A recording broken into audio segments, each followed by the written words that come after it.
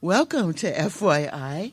This is Frankie Trujillo-Dalby, and you know this program airs Fridays at 10 a.m. and also repeats, in case you missed it, on Saturday at 3 p.m. And as usual, I have some special guests, but this time I have musicians here. And I've got Jim Reep and Jeff Fleenor, and they go by Fleenor and Reep. And they're from California, Fresno, California, if we've got any Fresno people out there in our listening audience.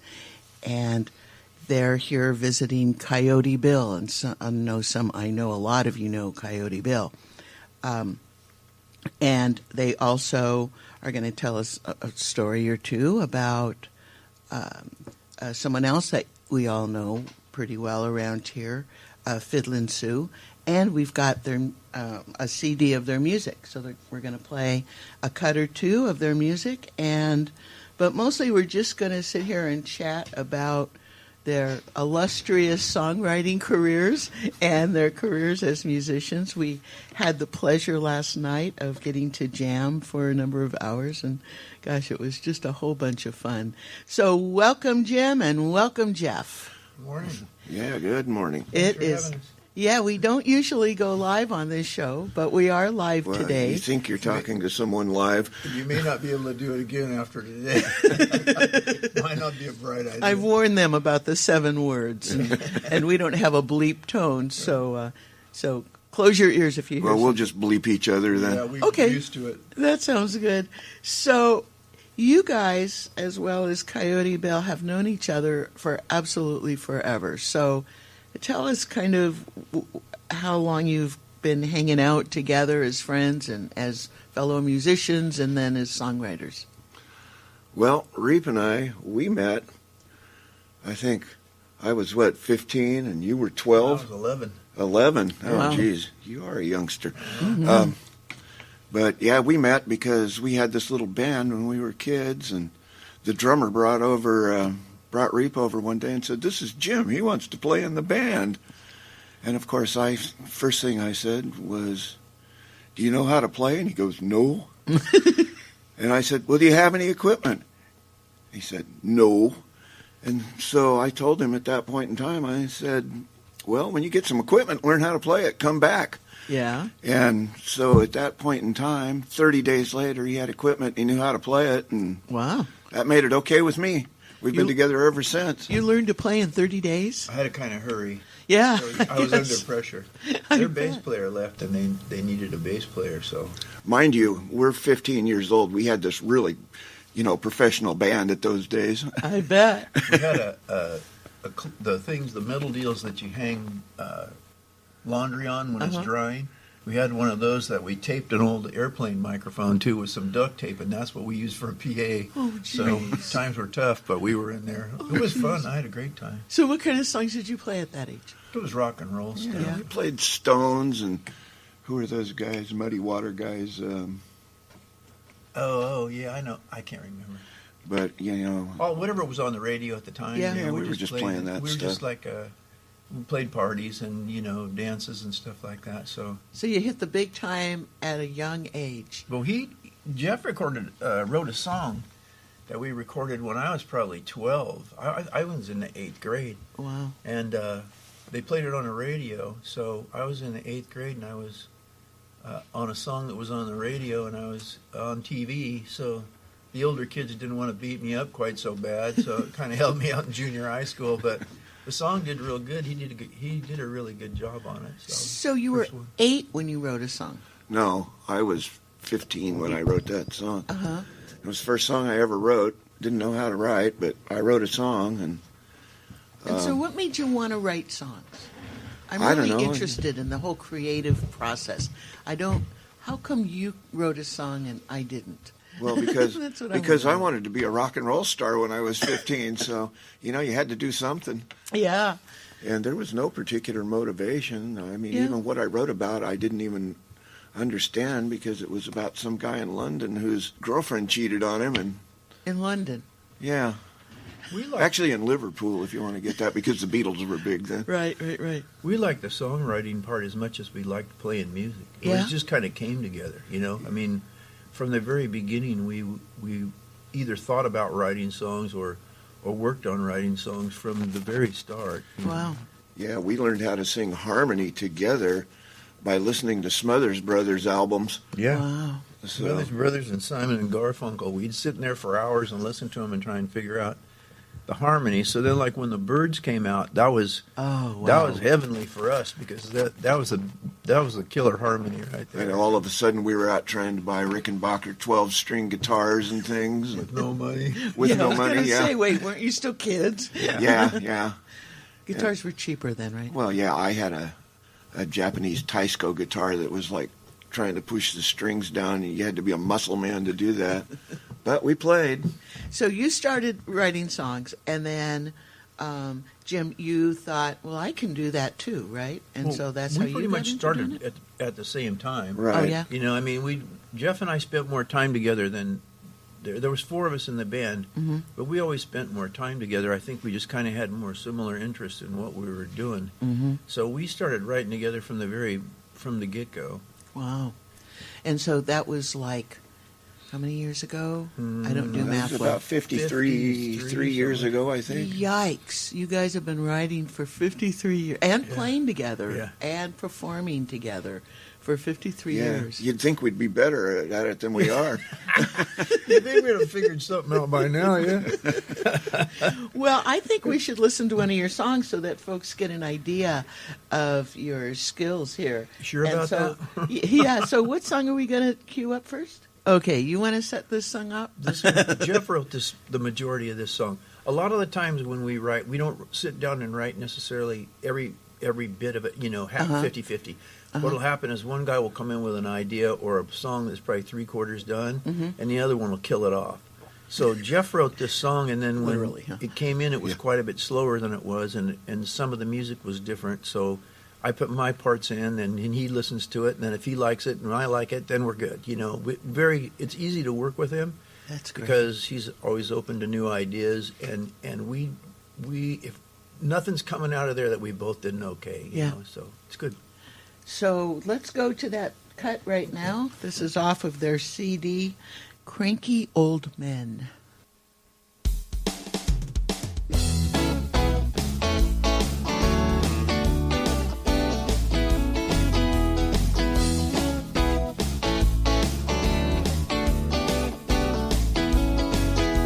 Women marry men, hoping they'll change. Men marry women, hoping they'll stay the same. Well, I'm here to tell you, woman, what's on my mind. Just how it happened, and that ain't no lie. When we first got married, we made love all the time. By the light of the fire with a bottle of wine. And as it often happened, it didn't take long. 'Cause when you started nagging, all the loving was gone. Well, nag, nag, nag, better check out the track. Nag, nag, nag, you're driving too fast. Nag, nag, nag, just to get off my back. All you ever want to do is nag, nag, nag. Well, turn off the TV and mow down the lawn. And hurry back home and get the dishes done. Vacuum the carpet, mop the floor, clean all the windows and paint all the doors.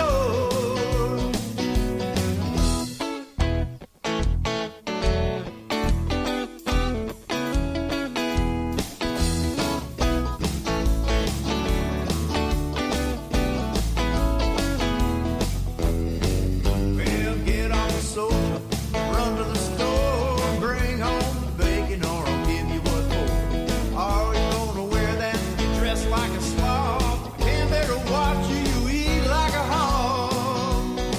Well, nag, nag, nag, better take out the trash. Nag, nag, nag, you're driving too fast. Nag, nag, nag, just to get off my back. All you ever do to me is nag, nag, nag. Now tell me what's a fella like me supposed to do when you got a woman always nagging at you? I'll probably never ever figure it out with all that nagging coming out of your mouth. Well, nag, nag, nag, better check out the track. Nag, nag, nag, slow down. Nag, nag, nag, just get off my back. All you ever wanna do is nag, nag, nag. Yeah, nag, nag, nag, better check out the track. Nag, nag, nag, you're driving too fast. Nag, nag, nag, just get off of my back. All you ever wanna do is nag, nag, nag.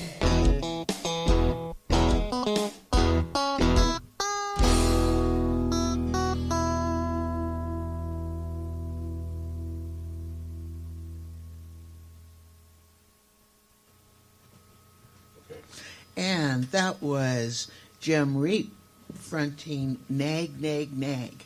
So, and we've got a couple of other cuts to listen to, too. So we were just talking here during the music that these guys they were friends first, and then they became songwriters and singers and performers. And so when you perform, it's two of you, or do you usually have other people playing with you? It's two of us. The majority of the time, we like to have a third guy, somebody who can do percussion, harmonica, whatever. And if they sing high harmonies, that's even better. Oh, God, I bet. But those guys come in and out. We've had a couple we really like, but circumstances have taken them to other places. And our favorite was Timmy, that played with us for a while, played percussion, sang a little bit. But he made us laugh too much. We couldn't perform on stage. He'd always be making wisecracks. He was a fun guy. Timmy was like fun and $5. It's a little like playing with Bill Stifler. The two of us are usually in the back because he's doing harp work, and the bass player's always in the back. And so the two of us, Bill and Bill, can't see what we're doing behind them, And Right. They're making faces. We're at each making other, faces. and we have to separate them sometimes. That's right. That's probably better for everybody. It probably is. It probably is. So I know that our listening audience, that a lot of them have gone to hear Coyote Morning, Coyote Bill Terry, for years, because he's played around here forever. And I just found out last night that he came to Newport because of Fiddlin' Sue, who had lived here for a while when we were both nearly teenagers, actually. Right. But Coyote Bill lived in Fresno, too, with you guys. Yeah, and with Sue, yeah. And Sue. And so you all knew each other down there, and that's how come you two are up here, is because of Right. Coyote Bill. And I'd known Sue since she was 8 years old, because I went to high school with her older brother. Wow. And so I would go over to her brother Dale's house, and there was this little, gawky little girl running around. Yeah. And then lost touch with them both for a while, and then we showed up at gigs one time, and here's Sue playing the fiddle. So Wow. And Bill, when I met Bill, he was writing songs, and his one of his wives introduced me to him, and I like that one. Yeah, of his well- wives. Are you listening, Bill Terry? I went over and I heard him play these songs, and I thought, geez, what are you doing, dude? You're sitting here watching TV playing these great songs. And I said, well, let's go play somewhere. And he wouldn't have none of it. He didn't want to go out and really? perform at all. Yeah, he was very shy about it. So Wow. finally we got him out into a little place by City College in Fresno, and we had him play. It was him and me. We just went by ourselves, and I played and sang harmony for him, and then he sang his songs. And I never seen a guy take to it as quick to Bill in my whole life as he did. It just like boom, that was it. And then Jeff came in, and the three of us played together, and then my brother came in, and the four of us played together, and then one would come in or out, but Bill kept going. And I love to hear Bill sing. I do, too. to me, he's like watching Willie Nelson or Merle Haggard Yeah. or something. You're just in awe every time you see him. Your eyes go right to him, Yeah. and they stay there. Yep. And he's written some really awesome songs. We've even recorded some of his songs. Have you? That he's written over the years. Yeah. I love his music. I think he's great. I love Bill. I always will. He's been a friend of mine for years and years. And Yep, He is just an awesome guy, and he's the reason that you two ended up coming to Oregon, and that's how I got to meet Right. both of you. And then Jeff hung out with us for a while another time, and so it's great to have you guys here. So